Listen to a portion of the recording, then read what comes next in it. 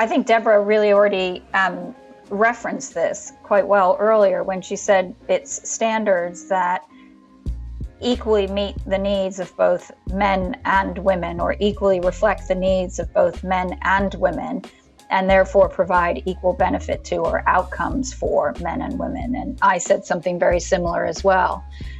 That's what a gender responsive standard is. And I think what Deborah pointed out, that's the key difference. It's the intentional and the explicit consideration of what do the fact that there are gender differences, both physical and gender roles and norms, what does that fact mean for the standard you're developing? How might that have implications for the standard you're developing? And therefore, what do you need to do about it? BSI presents The Standard Show, the podcast that brings you the stories behind the standards with Matthew Childs and Cindy Paragill. Today's episode is on gender responsive standards. Hello and welcome to The Standard Show. My name is Matthew Childs and I am with Cindy Paragill. Hey Cindy, how are you? Trying to keep body and soul together. And you? Trying to avoid too much soul searching. Is there a story to tell? Maybe, but not today.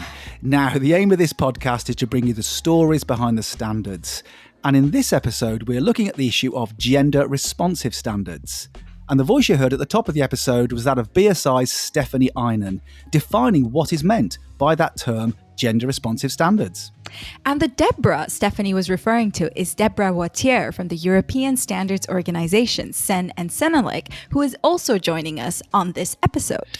Yes, and we have a conversation with them in two parts.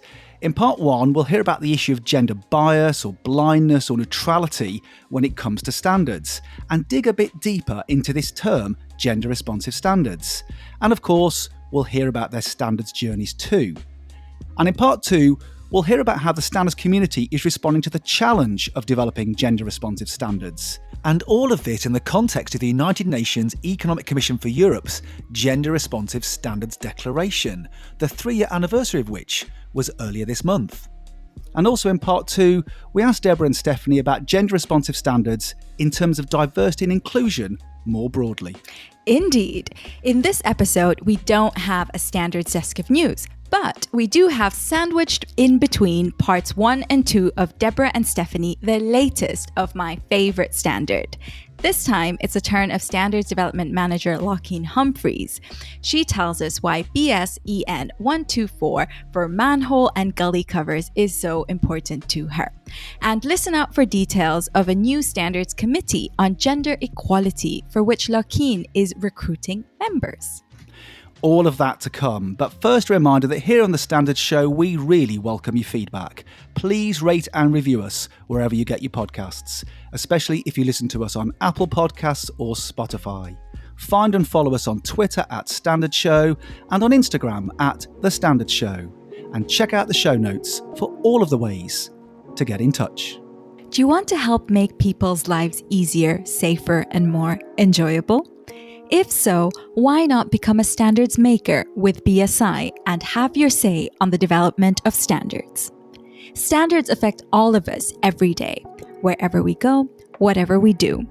By defining good practice, they help people, organizations, the economy, and society to do things better.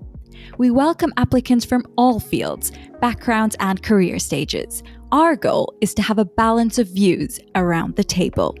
If you want to make a difference and shape the world through standards, start your standards making journey now by visiting bsigroup.com/get involved.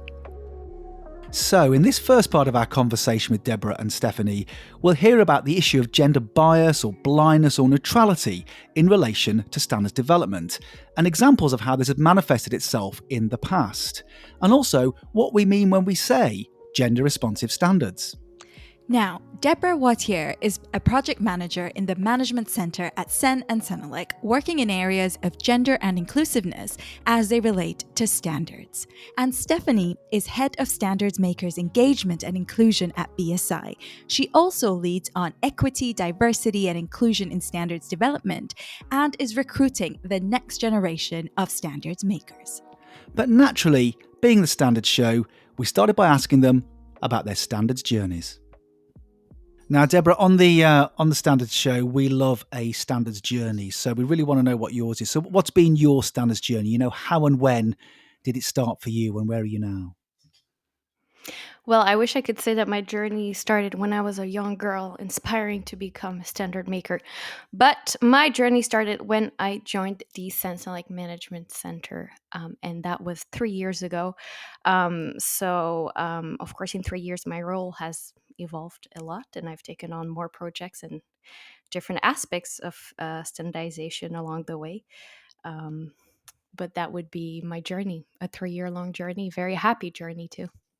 And what is it, you know, what do you find appealing about working in the standards world? My favorite aspect, which was something it was actually part of my criteria for my new job, was the multiculturality and the international aspect. The fact that our members are from all across Europe, that we are also in contact with our counterparts at the international level, and that I get to exchange on the daily basis with people who have very different realities. Now, Steph, you told us your standards journey way back in episode 3 of the podcast, if you can remember that long ago. So for people that haven't listened to that particular episode, although people should go back and listen to that, what's been your standards journey? Similar to Deborah, I can't say that it was an aspiration for me from a young age. In fact, I am now embarrassed to admit, but being open and honest as I am, I will admit that before I applied for the job at BSI, I really didn't know what standards were. And I say I'm embarrassed by that because now that I do know, I thought to myself, how could I be an adult in the world and not really know? But what's interesting, in fact, about that is, as someone who's relatively well educated in a professional career track, it tells you something about the challenge of engaging people, I think, in standards development. If you don't know what they are or why they're important, you're scarcely going to know how to get involved with making them, or in fact, that you even can. So that's my standards journey. I heard about standards when I applied for my job at BSI in 2015. And it's been a fantastic journey ever since. I think it's an inspiring opportunity to help shape the world we want to see, because standards are everywhere and affect everything and everyone. So I'm really excited and inspired by my career in standards so far, and looking forward to the next chapter. It was really lovely to hear about your story, Stephanie, and yours too, Deborah. But let's cut to the key issue here. So what is gender bias in relation to standards development? I mean, is gender bias even the right term? I don't know if you want to say bias or perhaps blindness or just simple lack of explicitly considering gender, which you could attribute to the existence of gender bias in society, and therefore also in standards development. Because let's be honest, standards development is a reflection of wider society, and therefore it incorporates all the good and the bad that exists in wider society as well. And so I think the challenge has been, we're trying to create standards that work in multiple countries, contexts, companies, environments, etc. And so there's a lot of challenge already in that. And I think the key challenge in standards development has been the lack of explicit consideration for the implications of gender differences. So what is true because of the fact that men and women are different, not just physically, but also because of the different social norms and gender roles that exist for men and women. And therefore, how should a standard be designed to make sure that it provides the same benefits or outcomes to both men and women equally, and or equally considers the different needs of men and women when it's being developed, to ensure that it therefore provides those equal benefits and outcomes. So gender bias exists. It exists everywhere. Bias generally exists and exists everywhere, because bias is a flaw basically in how our brains work. It's It's a thing our brains do to enable us to process the myriad of inputs, if you want to think of it that way, that we're getting constantly all the time. And really, it's the only way our brains can operate, I think, without imploding. And so in some ways, it's a very good thing and a very helpful thing, the way our brains operate, with this way we categorize and catalog and make sense of things. But it can lead to inequalities. So that's why it presents a problem. But it exists everywhere. And so it also exists in standards development. That's a really helpful explanation. Thank you. How about you, Deborah? Anything you'd like to add to that, or a different perspective?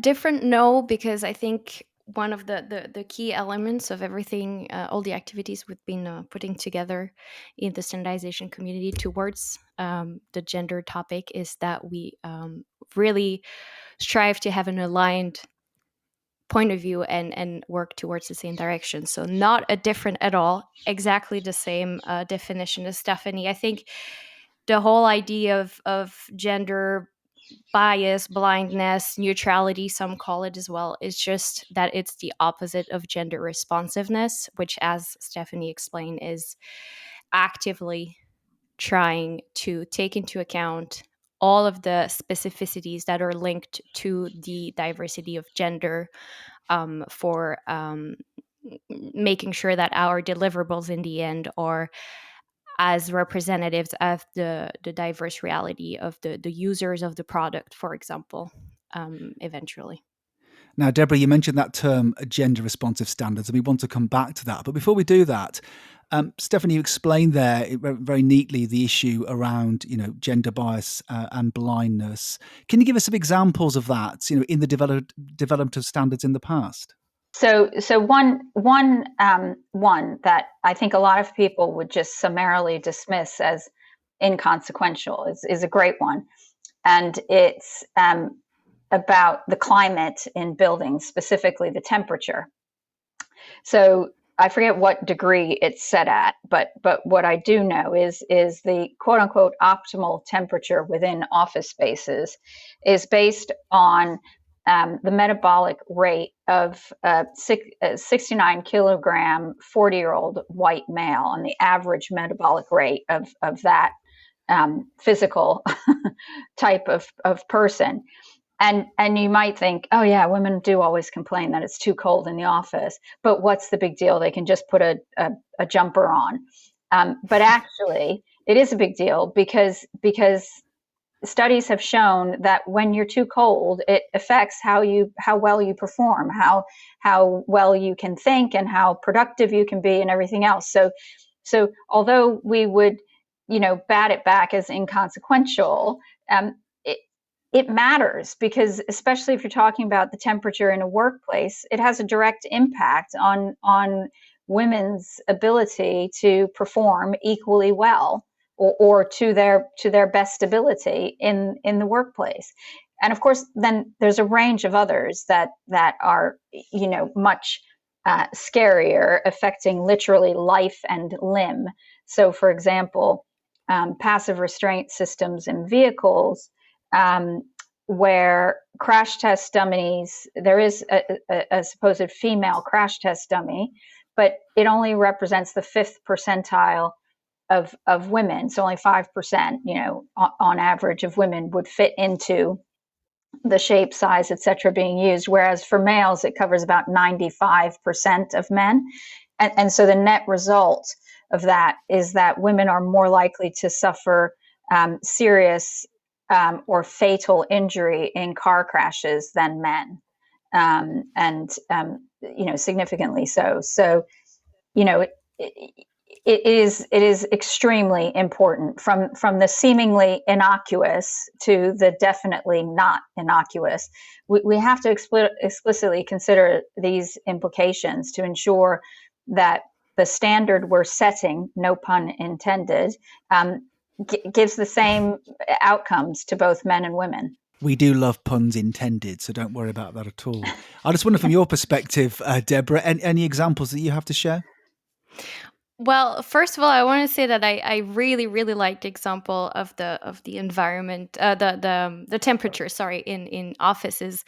As a woman, I've been a victim of this, and I also really like the example because when you speak about non-gender responsive standards, or standards that have a gender bias, if you will, the typical example will be any consumer products. So it'll be a bike, for example, or it'll be a typical example will be PPE, so personal protective equipment, surgical gloves, etc., etc.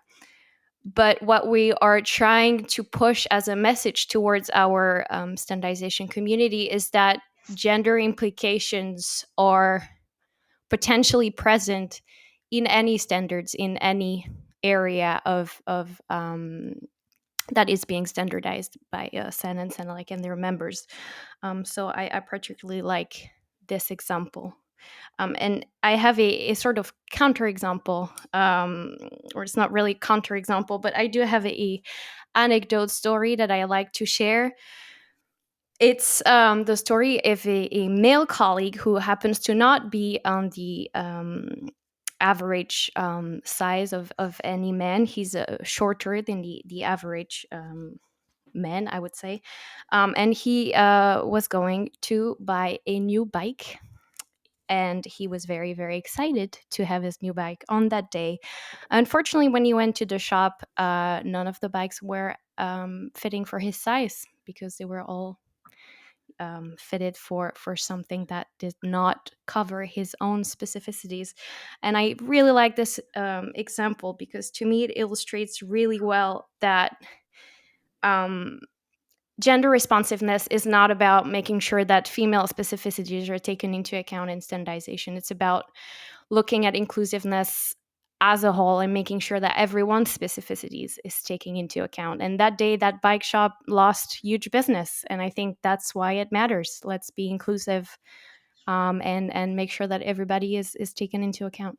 We're not talking about gender responsive standards with the exclusive aim of having a preference for women's needs, or only meeting the needs of women. What we know is that when you more intentionally and explicitly consider the implications of gender differences, you create outputs and outcomes that are better for both men and women, because you start to examine things more closely in such a way that the example Deborah just gave is far less likely to happen in the future, because questions will start to get asked and they'll say, well, okay, well, so when we were thinking about the male here, were we meeting the needs of most males or only a small proportion of males? What were we using? And the term that people use a lot is that standards have tended to be androcentric, which is,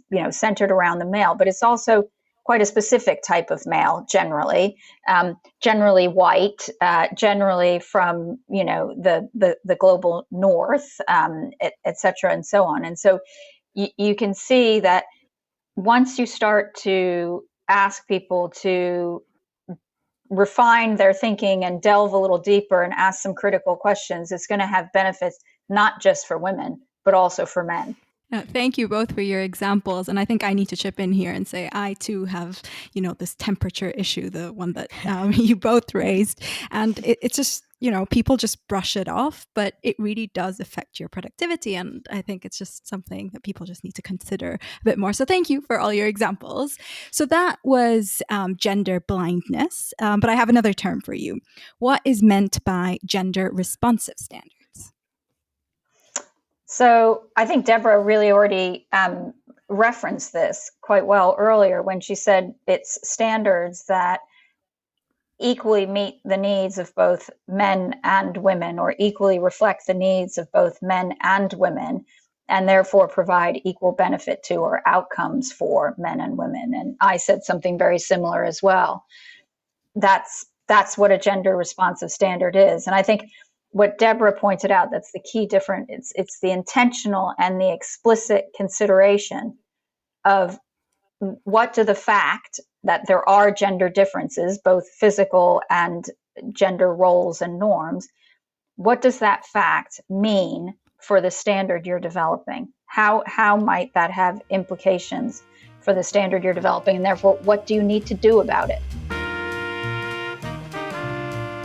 My favorite standard.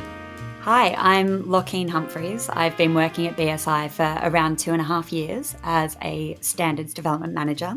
And you know what? My favourite standard has to be BS EN 124, gully tops and manhole tops for vehicular and pedestrian areas. Now, I have a background in publishing as a project manager and an editor, and I started my career in Australia where I worked on lifestyle and travel publications, often with a sustainability bent. From there, I moved to the UK and into business publishing and technical publishing, which is where I first became aware of standards. It was mainly those that addressed accessible publishing formats, but also some of the human resources standards, because I was working peripherally with the Chartered Institute of Personnel and Development, or the CIPD.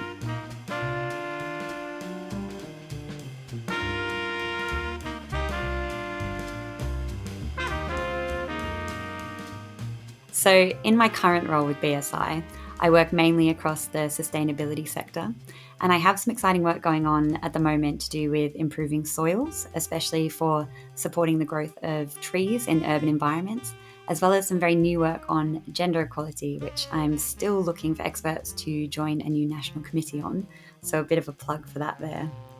All of that said, my favourite standard is BS EN 124, gully tops and manhole tops for vehicular and pedestrian areas. So that might sound a little bit surprising to listeners after the introduction I've just given, because it seems it has nothing to do with my portfolio of work. And that would be true, because it doesn't. So let me explain the choice. I think many people will relate to the feeling that once you know what standards are, you start seeing them everywhere. And not just BSI's kite mark, which is obviously on lots of different products, but the relevant standards numbers as well.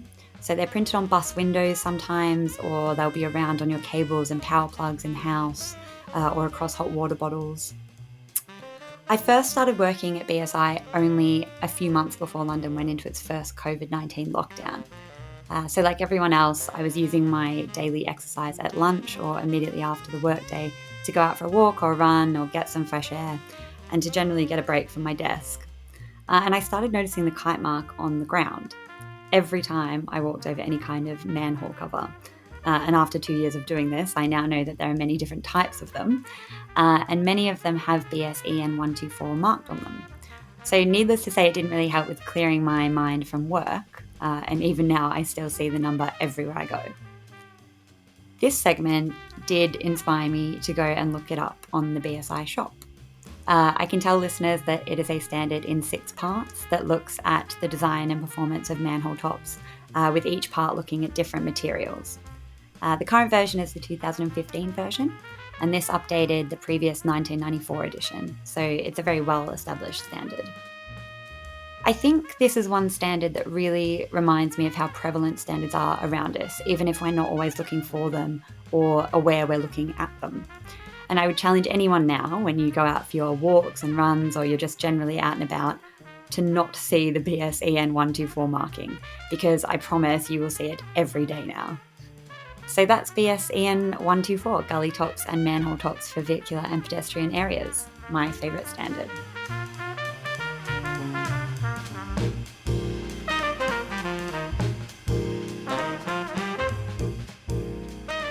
Now, I challenge anyone who's listened to that the next time they're out walking and walk over a manhole or gully cover, and to not look for the standard number on it. Now, just in case you're wondering what the difference between a manhole cover and a gully cover is, Cindy, I bet you are wondering. I am indeed wondering. Well, a drain grid, also known as a gully cover, is designed to prevent materials from passing into the gully and potentially causing blockages within the drainage system, while still allowing surface water to pass easily into the drainage system. Whereas a manhole cover or maintenance hole cover is a removable plate forming the lid over the opening of a manhole, an opening large enough for a person to pass through that is used as an access point for an underground vault or pipe. And given that it's called a manhole cover, it's pretty relevant to what we're talking about today. That is true. So thanks to Lachean for sharing with us her My Favourite Standard. And if you want to share your own My Favourite Standard, then get in touch. Details of how to do so are in the show notes. But before we return to our conversation with Deborah and Stephanie, Lachean mentioned some new work on gender equality. So she is basically seeking experts to join a new national committee, EDI 337, Gender Equality, which will mirror the work of the new international group ISO PC 337. The ISO project is seeking to create a standard on the promotion and implementation of gender equality across all sectors and all types of organization. So to express interest or for more information, do get in touch with us here on The Standard Show. Again, details of how to do so are in the show notes. So in this second part of our chat with Deborah and Stephanie, we started by asking them about how the standards community is responding to the challenge of developing gender-responsive standards. Well, in a word, I guess I would say very impressively. To have watched since the outset of the process of developing the UNEC Declaration for Gender Responsive Standards and Standards Development, to be here now, just about 2 years later, having 80 plus different standards development organizations who have signed the declaration and who are therefore actively creating gender action plans and leading the way in establishing, gender responsive standards development environments and processes for the creation of gender responsive standards. I would say that's pretty amazing. And that's 80 plus organizations around the world, including BSI, of course, and CENELEC, and as well as ISO, the International Organization for Standardization, and IEC on the international electrotechnical side. So I think it's quite amazing to see such a positive response. I think certainly there are some challenges, but we are making progress. And I think the best to start is the fact that this is now an open and ongoing conversation where people are really trying to improve their understanding about why it's important, where we are now, and what we need to change. Gender responsive standards, or the gender responsive standard initiatives that we have put in place at CENELEC, but also in many different national standardization bodies such as BSI, but also at international level, et cetera, et cetera. This initiative doesn't only look at the standards themselves, the deliverables, making sure that, as we just explained, they are considering all of the specificities and their implications. It's broader than that. It's also looking at making sure that the technical committees that are drafting those standards also reflect such diversity. It's having, for example, more women at the table, but also having this common understanding, recognition that there is a need for gender expertise in the room. It's having that common understanding of those biases that Stephanie mentioned at the beginning. It's looking at the data that they are using to define the different standards. And in general, it's also looking at the overall environment within which the standards are being drafted. So it's the deliverables themselves, it's the standards themselves, and the entire ecosystem around it that should be ensured as diverse and inclusive in terms of gender. It's great that this is a consideration now. And what progress has been made? Are there any particular standards that have been developed so far that are gender responsive that you'd categorize that way? As far as I'm aware, we haven't yet badged any standards as gender responsive, or here's a new standard that has been developed explicitly to be gender responsive. And I think part of that is because we're on a journey, and we're still towards the beginning of the journey, looking at how do we make gender responsive standards? What do we need to provide to the people developing the standards, the standards makers? How do we need to change the process or the system? So I think we're making great progress on understanding how to ensure we're systematically embedding gender responsive standards as the norm, so that all of our standards will be enabled to be developed to be gender responsive. But we're at the start of that process, and part of that process is also defining what we know what a gender responsive standard is in terms of what it does, but how do we identify, if we pick up any standard and want to read it and we want to determine, is it gender responsive or isn't it? How do we make that determination, and through what process can we make that determination? So I think that's also a piece of work that needs to happen.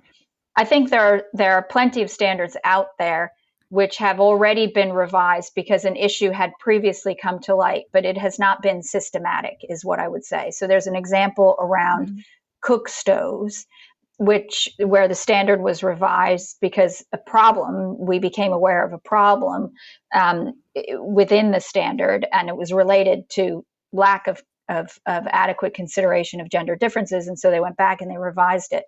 And there will be other examples like that.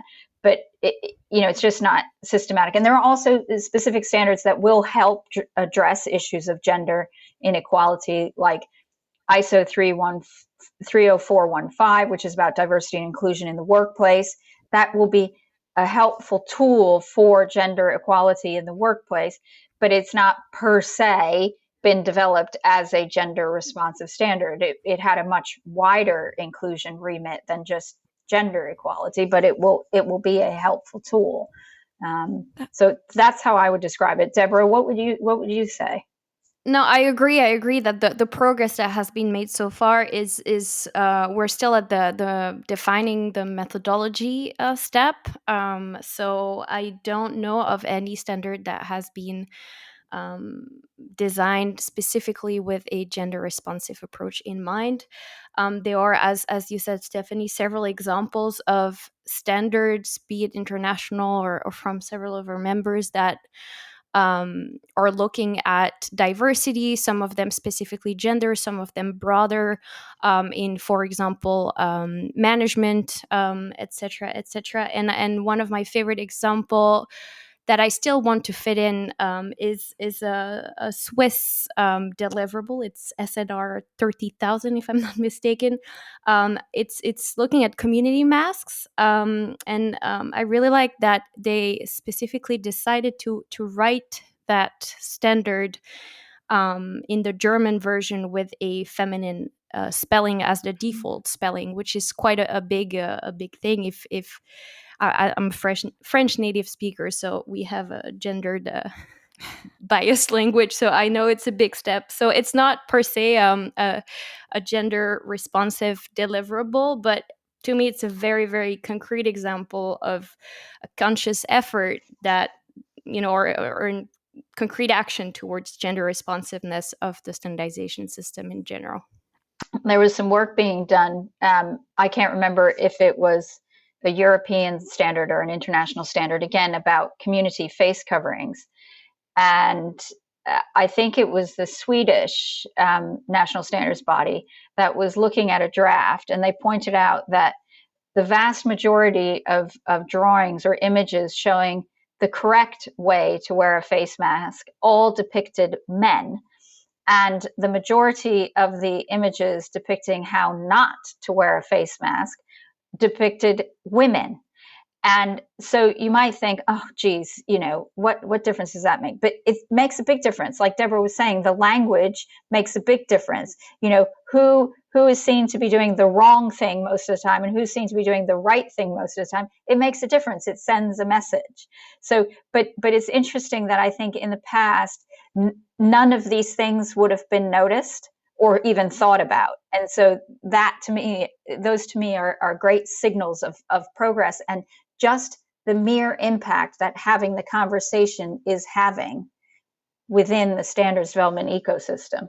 From your perspective, what would success look like? I think there are several steps of success.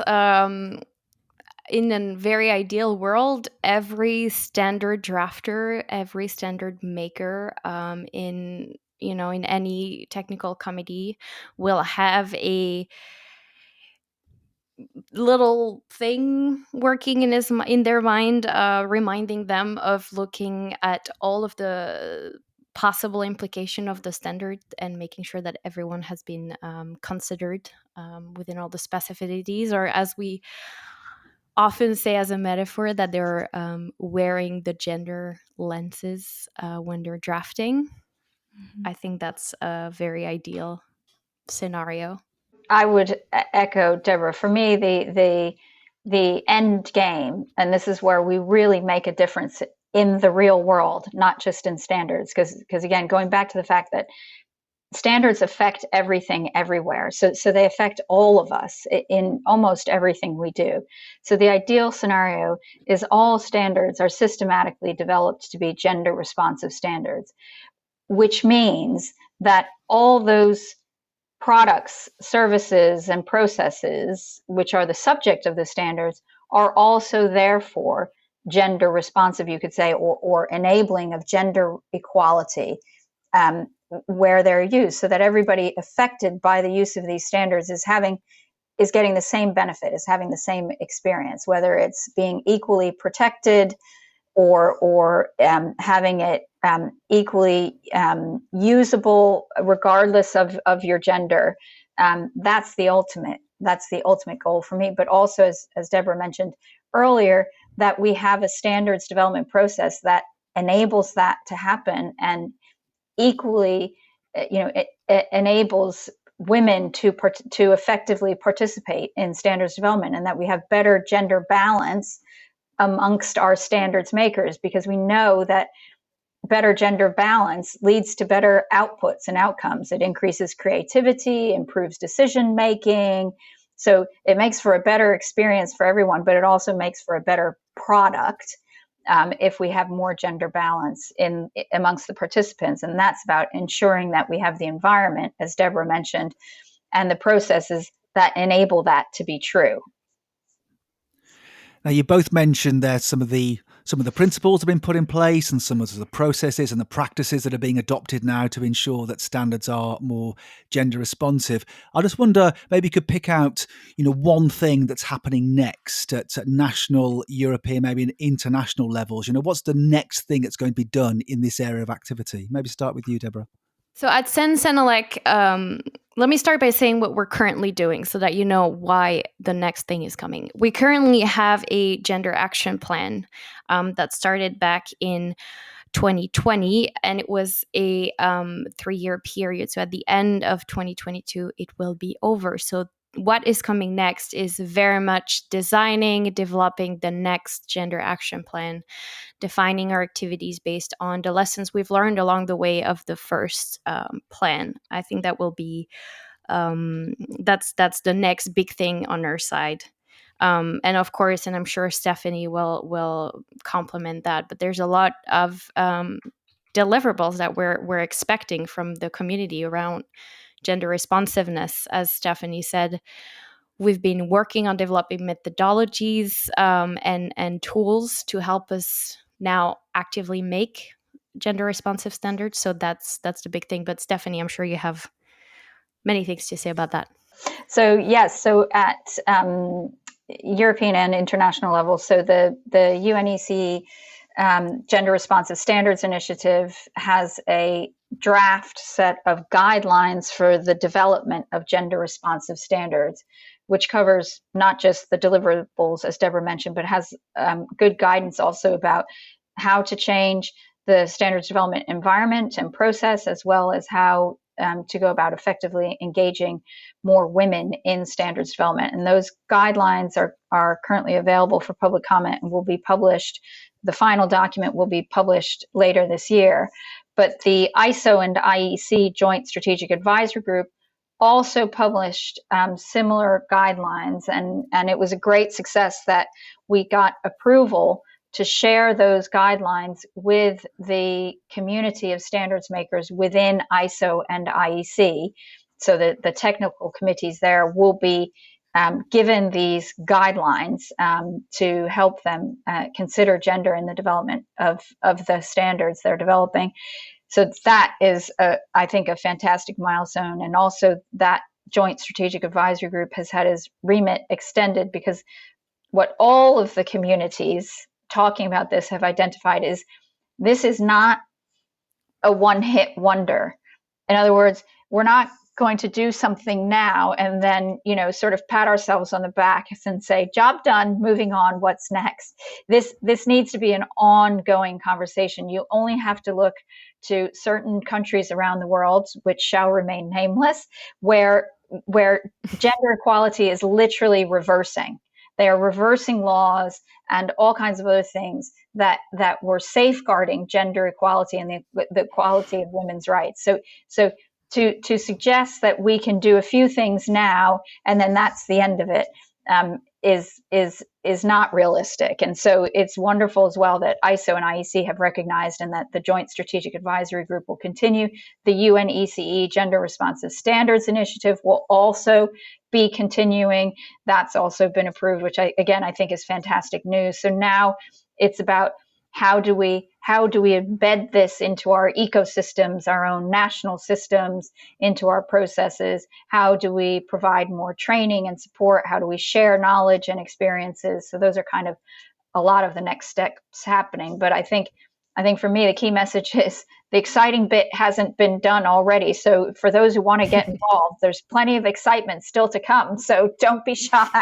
Please do come forward. If you have some knowledge and experience that can help us, don't hesitate. Can I just add that on my list of things that when I was thinking of what to say today, all of my points start with continue our CENELEC group, continue our work under the Gender Action Plan, continue our work with the Women for Cyber Foundation, etc. So yes, continuation. Let's not lose the momentum just because it's been a couple years that we've been talking about the topic. There's still a lot to be done. So is there a wider context here in terms of diversity and inclusion in standards development more broadly? Well, in fact, I think it's a very good question, Cynthia, because inclusiveness as a term has been very much at the heart of the standardization system, and especially the European standardization system, since forever. Inclusiveness is part of our identity, is part of how we function. We've always thought about inclusiveness mainly in terms of stakeholders categories. So making sure that we have industry, SMEs, but also societal stakeholders, policymakers, researchers, etc., around the table, because we know that the more diverse the people around the table, the better quality your deliverables. So gender is an aspect of this, but indeed diversity and inclusion in the standard world is broader than that. It's gender, it's other individual characteristics, it's accessibility, you name it, and it's also at stakeholders categories level. Yeah, I think it's a great question, and I think we get asked all the time, why are you focused in terms of gender on men and women only and not inclusion of all gender identities? Or as the question asks, well, isn't there a wider issue around diversity and inclusion? And as Deborah said, on some level, being inclusive has always been part of the ethos and the approach, because most of us, including BSI since the beginning, have had this multi-stakeholder approach. I think the realization that has come more recently is that actually it needs to go beyond just multi-stakeholder. So for example, if you're considering consumers, it's not just, there isn't a one-size-fits-all consumer. So maybe you have to refine how you're thinking about consumers, and maybe you need to think about whether it's men and women or vulnerable consumers and not vulnerable consumers. So I think that's the realization that's come. So it's enabling us to bring a different layer or a different level of sophistication to the work we're doing to try and ensure that we're creating these standards which enable everything, that we're equally enabling everything for everyone.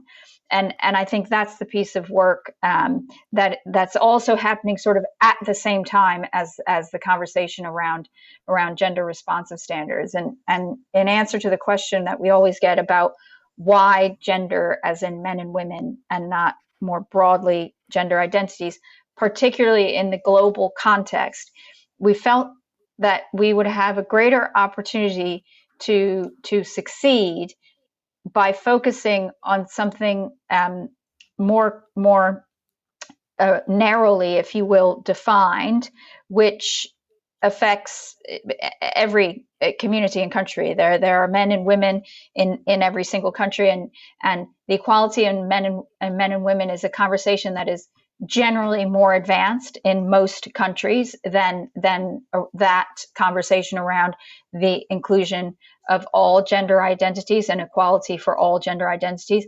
And we wanted to have something where we could demonstrate why it's important, and if it was going to be hampered to the point where we couldn't actually change anything or deliver anything, we thought we're never going to get anywhere, whether it's on gender equality as in men and women or anything else. So we wanted something that can demonstrate why it's important, how it can benefit the work we're all doing as standards development organizations, and ultimately how that can increase our positive impact on wider society through our standards. So that's where we are, but certainly it's definitely a much bigger conversation. Oh, that was really great, wasn't it? To hear that passion and commitment from Deborah and Stephanie to this really important topic, and our thanks to them for speaking to us for this episode. Yes, absolutely. It was really great talking to them. And Matthew, I wanted to pick up on that call to arms about getting involved that Stephanie mentioned towards the end there, that if you have something to share, get involved, because we are always keen to promote participation in standards. And as we've said it many times, but it's worth repeating again, if we don't get a diverse range of views and perspectives around the table, we can't make the best standards. Of course, and this diversity is part of the wider context of diversity and inclusion that Deborah and Stephanie finished with, and that much bigger conversation she spoke about. Yes, indeed. And I think maybe the subject for a future episode? Yes, definitely. We should do that. Now, to finish, I wanted to share something Deborah sent to me after we had recorded, which I think really sums up the issues we've talked about. She said this: "It's not only about changing the way we make standards, it's about a cultural or societal mindset. It's about ensuring standards support the counterbalancing of wider societal inequalities.